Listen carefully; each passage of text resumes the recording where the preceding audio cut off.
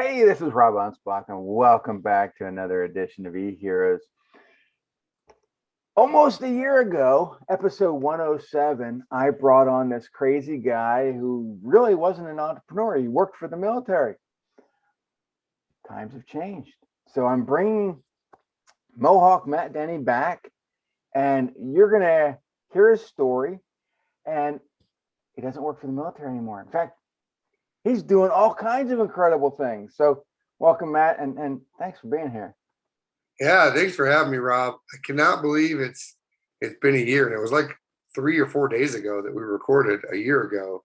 Mm-hmm. And so I love coming back to this because then I was that entrepreneur style where I barely knew what the word entrepreneur meant.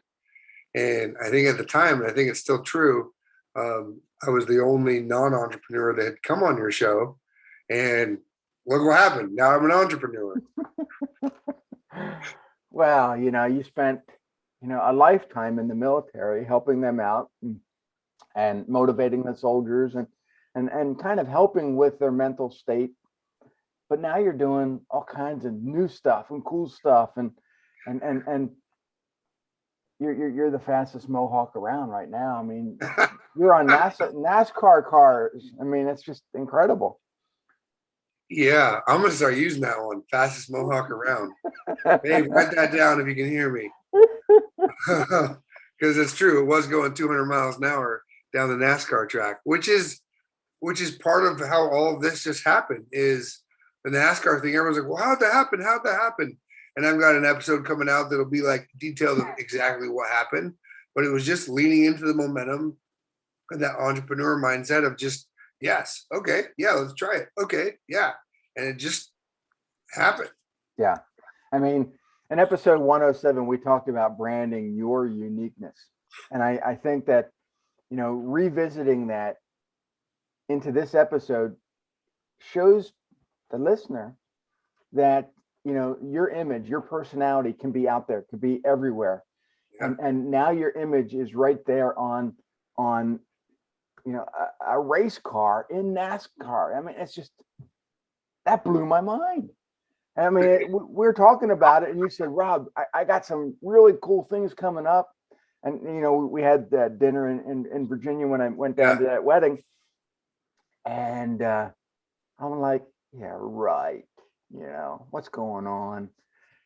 But, then these images start. I'm like, the dude is actually branding his image. I mean, it's out there. It is, and I like what you said about because last year we didn't talk about branding your uniqueness. Everyone out there has something that's special about them, whether you believe you do or not. And the branding side of it is just taking advantage of it. Right. It's just putting yourself everywhere. It's this stinking stamp that I showed last time that my wife made me for our anniversary, and I just started putting it everywhere. And it just became a thing. And this is the image that they put on the NASCAR. And it's now basically you with the Mohawk, and it says "Be awesome" on it. Exactly. All over the hood, on the side. It's insane. And when you post this episode, I'll throw a photo in the comments, or I could throw you a photo you could put in on the screen in your show or at the end or something. And it's become a whole thing. And it was all just, okay, what have I got? I've got a Mohawk. No one else does.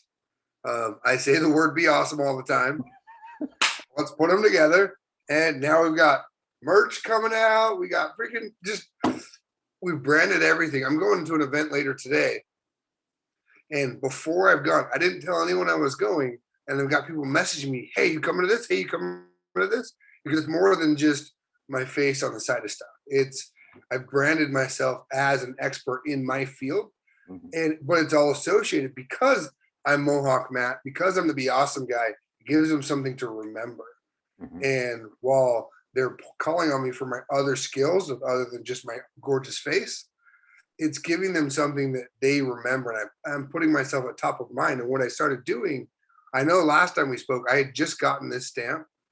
And what I did with it over the last year was I'd go to events, conferences, people's offices, the Pentagon when I worked in there. I combined the stamp with sticky notes, and I just put it everywhere. If they weren't in their office when I went to see them, I'd put a sticky note on their screen. I'd put the thing, and it just created that top of mind And then more and more, I'd start to get emails. Hey, I saw you visited. Good to see you. Hey, let's talk soon. What are you up to now? And it's just putting yourself on the front of people's mind, branding yourself to always be there. Right. Now, if the audience hasn't listened to episode 107, I highly encourage you to do so. But, if they don't, Matt was a former Marine who then served the military in a capacity of helping soldiers. And so kind of share with us the transition between military and here, because I knew this would happen a year ago, and you didn't believe me, but I think you started to get the inclination that this was going to eventually happen. I did. As you said it, others started to say it, and they're like, you're going a different direction. And I was just, lack of better words, ignorant, and I was comfortable what I was comfortable in, and didn't realize, I didn't understand the value that I carried unattached from the military, from the DoD world. I'd been in it for so long. I thought they were synonymous, like people only care because I'm here. And but more and more people wanted to know what was in my brain, my intellectual property. And more, I started to realize, with the branding myself, with the knowledge and skills that I have, but also the uniqueness side of unapologetically acting like myself, just like you do in your books. I know you got a fourth one coming out. All that stuff. Fifth sarcasm one. It's unapologetically being myself has unintentionally allowed others to do the same. And that's the, lack of better words, motivation that fuels me. Even though I love everything that I do, I get those side messages like, hey, I saw you with a Mohawk, so I'm dyeing my hair purple because I've always wanted it, but I was scared to do it. Mm-hmm. And being able to make something of yourself by just being yourself is incredible. And that's what started to happen. And then talking to you and some others, just started to see, wait, I can actually make this a thing. And that's what we're doing with this NASCAR stuff. And it's for this 1111 veteran project. And they brought my wife and I on to host this show that they're creating. And so in the sense, they wanted our brand. They saw my stuff online. They know what she does online, and they want our brand. That's the brand deal style of conversation, not just the other skills I had. So it's something I could never have imagined. One, I couldn't even spell NASCAR. I never watched it, didn't know. I think they turned left. But being into a world that could never have imagined, and then what that's done now, it's that conversation. It's how forever I always have that story. How did you end up on a NASCAR? How did this happen? How can I get there? And now I can help other people do that as part of our business. The NASCAR was kind of a fluke, but you took advantage of it. And wasn't it that you were just hanging out at a Walmart, or you were going to a Walmart? You had to get, I don't know, share the story, because I think it was funny, because they said, okay, in order to be here, you have to have special attire. And you're like, okay. Yeah. So the black pants story. So we had already kind of started talking to this team about partnering with them on stuff, and we went to dinner. And when we went to dinner with the race team, when I say the team, it was mechanics and everyone. And usually with this kind of stuff, everyone's like focused on the driver and the owner. I was like, I told the driver, and that was the first night I met him. I was like, you just go left. I want to talk to the guys that make your car go. And so we're talking to them. Me and Lindy are talking to the mechanics and stuff like that. And they're kind of joking around near the end of the night and said, hey, you can be the guy that holds the flag tomorrow, because we had pit passes with them the next day. And we're like, yeah, okay. Thinking they're just blowing smoke up my face and like, whatever. I was like, great. And he's like, oh, do you have black pants? I was like, no, I got jeans. Like, why would I need black pants? I just wear pants. And he's like, oh, you can't help me in the pits tomorrow. I was like, oh, dang it. And we kind of continued eating dinner. And as we left, I turned to my wife and I was like, we got to go to Walmart. She's like, why? I was like, because I need black pants. She's like, you don't need pants. I was like, yeah. All I heard was that if I have black pants, I could be in the pits more. And he might be lying to me, and he could be just like, who is this idiot? But I am not going to be the one to show up and not be in black pants. So we went to Walmart, found black pants, showed up the next morning at the race, and the mechanic that told me, he was like, I thought you didn't have black pants. He looks me up and down, and he's like, I was like, no, you said if I had black pants, I could help you in the pits. He's like, no, I said that you can't because you don't. I said, I solved the problem. Oh, problem solvers. That's what I did. And it became this really cool experience that, and I'll use the word help, but I didn't like actually do anything because there's all kinds of regulations on the car. But I rolled some tires down the track, and I did like this really cool experience like 5-year-old would love, or these 50-year-old people that watched NASCAR for 30 years would die to do. But I just got to ask questions, hang out with the team. They got me a shirt. They kicked me out from hanging out with the VIPs because I was a team member. So like, nope, you got to go hang out with us outside. It's too cold in here for you. You're a team member. We have to sit outside in the heat. And they just indoctrinated me into their group. And that later expounded into us partnering with the team and me being on the car for the veteran project stuff. But it was that Black Pants story. And because of my good friend, Rob Anspach, writing a short book about it, because it was just a leaning into the momentum from, like you said, a year ago to where I am now. It's one of those moments that I saw the thing, like, I'm not going to be the one to not show up in black pants, so I'm just going to do it. And that's what I encourage people now, is just lean into it. Mm-hmm. Well, the other way it would have gone, I would have spent $17 on pants and nothing would have happened. $17. Oh well. So if I hadn't done that though, I would not have had the experience I had. So your face is on the hood and the doors. Face is on the hood and the doors, all over the thing. And for understanding of how that works, it's about $130,000 to have that kind of advertising. And so the sponsors that brought us in, that's what they invested in us. And so when I say like, oh, I could never say I got on NASCAR for free. No, somebody invested $130,000 in me and what we're doing. And so the power there is like, wow, there's something there. Right. So what does that benefit? I mean, where does that, I guess it goes to a donation site? The money for people that we're raising, or the money? Right. Because your image is on the car and the doors, but it's there for a reason, not just to have your picture there.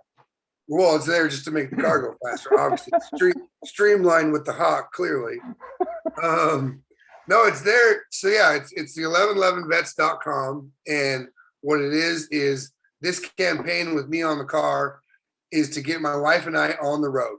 And so all the fundraising for is going towards my wife and I living in a bus/RV that we're working to get. We're going to be going around the country, working with vets and their spouses, talking knee to knee, helping them find the resources. There's so many resources out there for veterans, but we don't know. We're either too ignorant. I'm like, I'm fine. I don't need that shit. Or we don't know they exist because there's so many and it's hard to navigate sometimes. So we're not trying to create new resources. We're trying to help connect the ones that already exist. Mm-hmm. We've already started to partner with a couple different organizations as we start to set that up. But then also it's getting out there and highlighting. There'll be a show and a podcast and different things around it, highlighting successful veterans. There's a lot of negativity that goes into vets PTSD and the 22-a-day suicides, which those conversations need to happen so that we can change that. But there's also a lot of good. There's a lot of vets out there that are having very successful lives and businesses. We want to highlight them too, the entrepreneurs. And there's whole organizations that help vets become entrepreneurs that we're partnering with as well.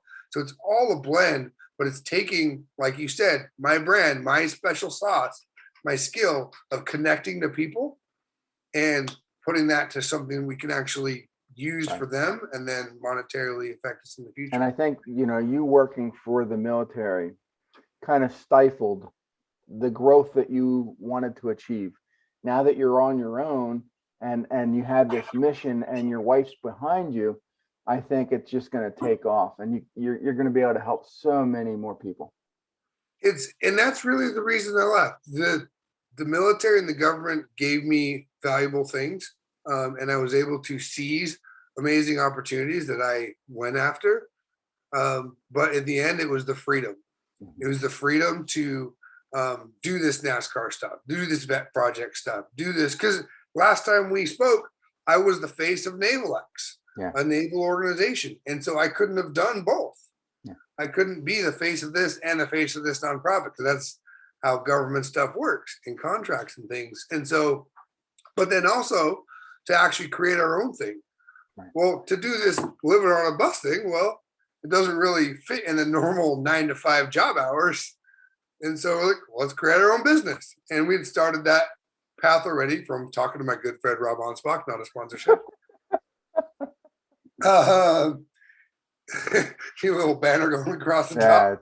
I'm getting all these royalties every time he mentions my name. But if this was a drinking game, we'd all be drunk. So every time he says Rob Anspach, drink. Go.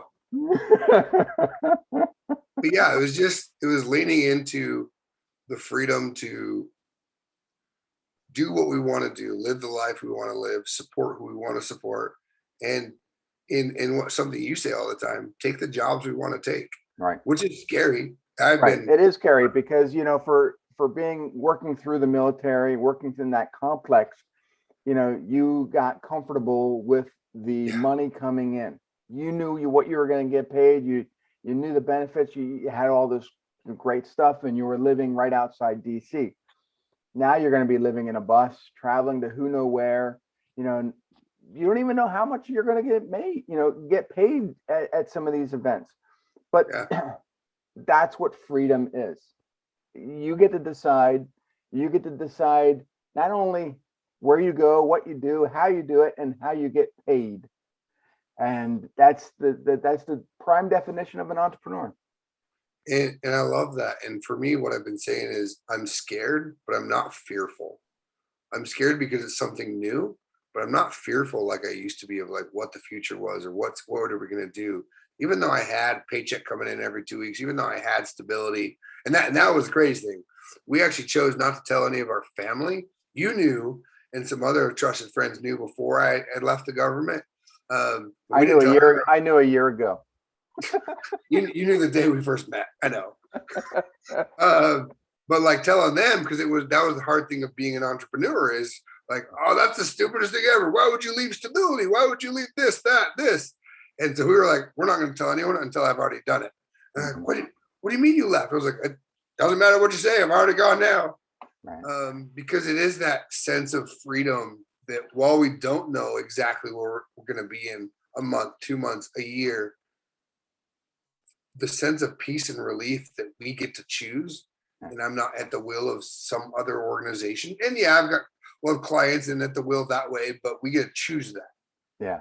And how do some of your former teammates at NavalX think about you being affiliated with NASCAR?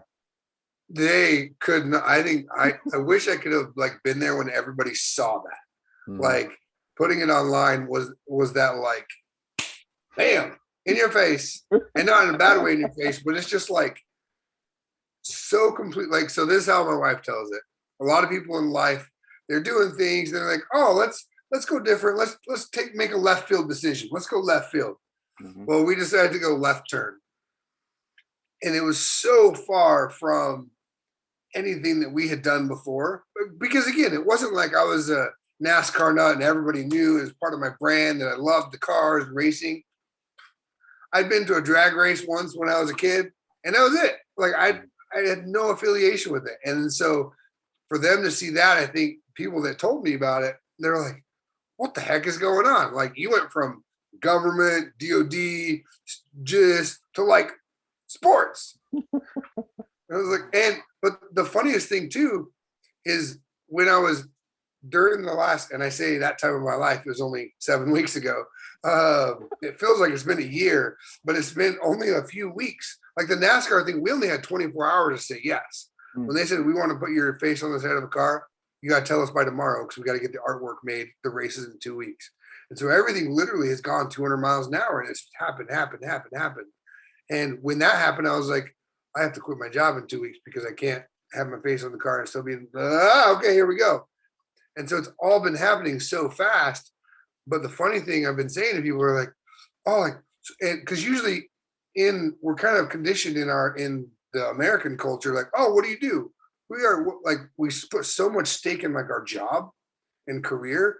And like, oh, so what are you doing next? I was like, I don't know what I'm doing to make money. Well, let me tell you about this. Right. Let me tell you about this passion project we're doing, this vet stuff we're doing, and focusing on that. And that's where I think that sense of peace comes from, is we're focusing on our passions now, not just ways to make money, which we'll figure those out too, and we are, but it's fun.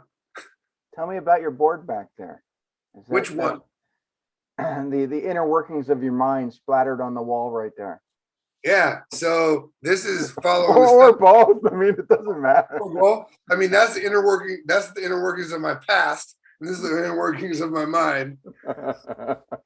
So this is using stuff that's called Agile Scrum and kind of design thinking to put all your thoughts down. I've got sticky notes for days. I should have taken stock and Post-it note or 3M. It's just, for me, it's a way to just keep track of things. I've got my backlogs, my to-do, my doing and done. And it's kind of a sophisticated task list, you could say. And there's more than just that behind it that I apply when I move stickies around. But it's, for my severe ADHD, it's a way for me to keep track of everything I've got going on. Yeah, I haven't used a sticky note in years. So, I mean, I still have the pack that, I don't know. I opened the pack, threw it on my desk, there it went. But I'm kind of like you, though. I put everything in show notes. Nice. And that's one of the things you kind of mentioned. You said, we talked last episode or last time, and you mentioned at the beginning of this show, was that's one of the things I did in the Marine Corps, and that's what I do now too. And that's one of the things I pivoted into a business. Is the last few years I've taught this kind of stuff and how to plan this way and how to apply this kind of stuff to your business and processes. And that's what I'm doing now. That's part of one of the services we're creating under our new business is teaching that. That's one of the jobs that I've got coming up. So it's, again, taking that brand of me being a trainer, me being a facilitator, and converting it into an actual entrepreneurship career. Well, I'm going to hopefully see some Be Awesome sticky notes soon. What do you mean? You haven't seen that crap? It's already done. Be Awesome. I got Be Awesome everything, man. I got freaking, these just came in. We got Be Awesome everything. Be Awesome Speedos. Be Awesome Speedos. We don't have that. You leave it to Rob Anspach. Gonna Be Awesome Speedo with my face on it. Yeah. So now that we've gone 200 miles an hour, what's next? Yeah. The more I've tried to micromanage what I'm going to do, the more it's failed. So I can tell you what's next right now. I can't tell you what's next in a year. Right now, my wife and I have created ML Strategy Group, and it's combining my skills and her skills as social media, digital marketing, but really she targets with home builders. That's her niche. And then my side of the brand stuff, and then also, excuse me, the teaching this Agile Scrum, design thinking processes and stuff like that, ways to do work better and faster.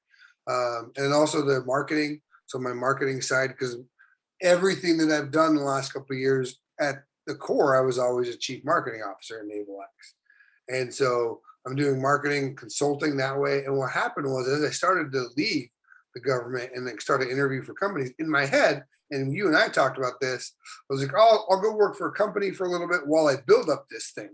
Because we've wanted to do our own thing, but it takes time and money. And so I was like, I'll get a 9 to 5. Who needs money? Somebody, I don't know. And so as I started having all these interviews with these companies, these startups, these different organizations, more and more, because they knew who I was. And that talks to the brand. When I left the government and told people I left, I didn't apply for one job. Right. They all came to me because they knew who I was. I created a community around what I did, not just my hair, but also around my skill set, my expertise. And so for anyone doing a brand, that's why you do it, because then when you need it, it can come to your favor. No, you do it for the hair. Well, obviously, I do give away free Mohawks. I'll give you a free Mohawk right now. Here you go. But what happened was, I think you could do it, man. No. Maybe on summer vacation or something. Maybe. But what happened was people just kept asking, like, well, do you do consulting? You do consulting? I was like, after the second time of saying no, I was like, yeah. And so and there's moments, again, the fear comes occasionally. We're like, what the shit is going on? But then we're just leaning into it now because there was an opportunity to, and not saying I won't take other bigger things, but I don't think I'm going to go be that corporate person like I thought I was going to be. Mm-hmm. And if I do accept anything like that, because I'm not saying no to any conversations right now, but it's going to be very clear. Okay, but this needs to be about 60% of my bandwidth because I'm building this. Right. And when you worked with the military, you didn't have to worry about pricing. You didn't have to worry about, hey, you want me to speak? Okay, no problem. Now people ask you to speak and you're like, okay, yeah, I'm gonna have to charge you something. Yeah. And like I said to you, I said, whatever figure you have in your head, double it. Mm-hmm. Because you always have expenses that you're not going to think about. Well, and what's really cool about that is some people aren't going to pay. That's just how it is. Right. But the more I've been saying, like, I was asked to speak in December, this coming December, and I was asked to do it when I was in the government. So like, yeah, because it was part of my government job, so they would have paid for it and me to travel and everything. Well, when I'm getting out, I emailed them. I was like, hey, so just following up, because they want me to MC their whole event and I'm speaking at it. I was like, hey, this has changed. I'm no longer with this organization. And they're like, that doesn't matter. We still want you to come. I was like, okay, great. But now I need this covered. I need travel. I need this and a fee. And I was like, I'll get booted, whatever. And they're like, okay, cool. And so, but again, there are those that won't pay, but those that do it for a living, that's what they're used to. And that was something I didn't know and that I couldn't take advantage of as a government employee because it was my government job. And so that's one of the things that has worked out. And then there's other things that haven't. And so it's a roller coaster every day, but I wouldn't give it up for anything because the mental health freedom that I've got and my mental clarity that me and Lindy are going to do whatever we're going to do. And we get to decide that. While some of the other stuff is a little sticky and scary, that's what's valuable. There's no toxic. I don't have to go to meetings I don't want to. I don't have to go to things. I see my coworkers across the government or my own old team frustrated. This is like, I'm good. I woke up at 9 today. It was beautiful.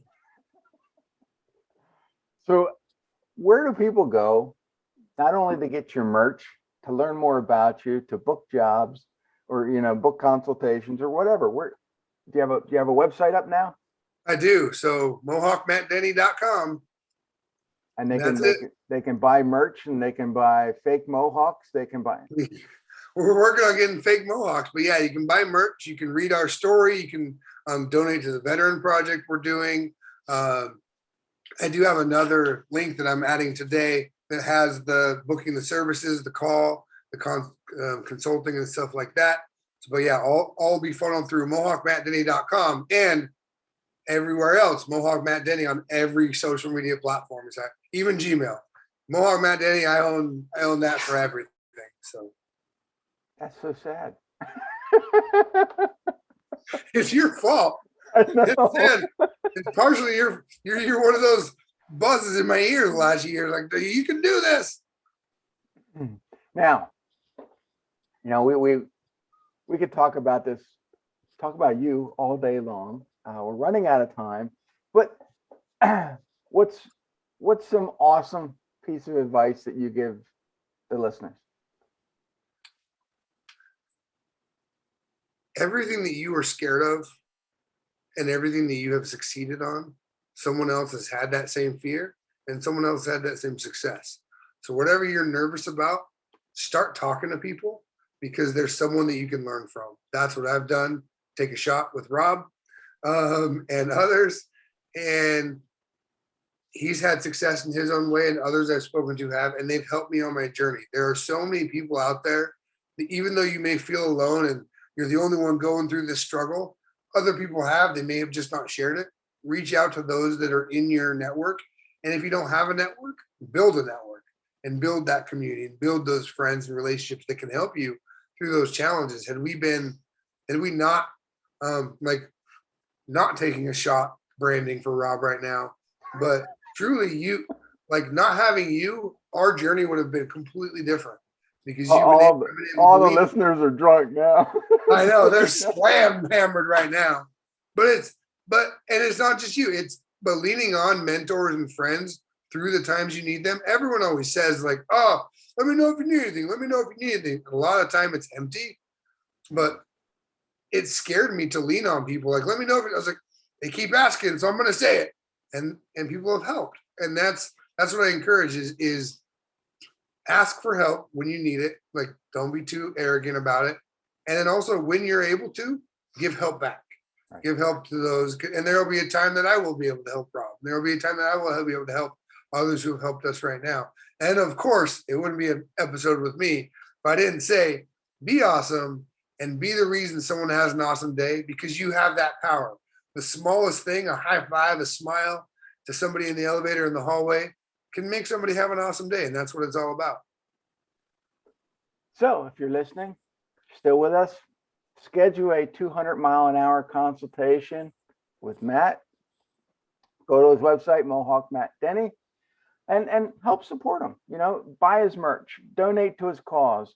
You know, and just be awesome. So we'll catch you guys on the next episode, and you can always visit me at anspachmedia.com. I won't require you to say my name over and over and over again. But there you go. So adios. See you guys. Thanks, Rob.